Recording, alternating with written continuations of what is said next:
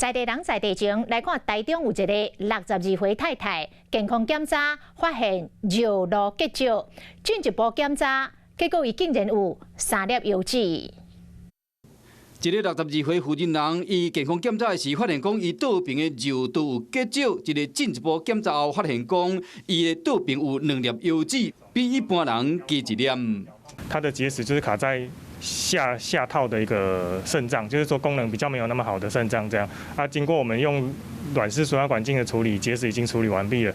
病人的肾功能已经恢复，然后恢复到原本正常的生活。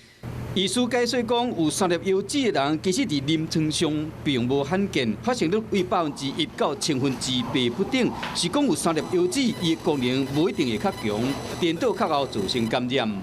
它多一套，它因为它输尿管接的位置可能会比较差，所以它反而会比正常人更容易发生感染跟结石。对肾功能其实也不一定有帮助。医师讲有3粒油脂，平常时无啥物特别的镜头，超过50%患者是去病院检查后才知影的。只要解决发炎加结石的问题，免特别去治疗，乡亲嘛唔免紧张。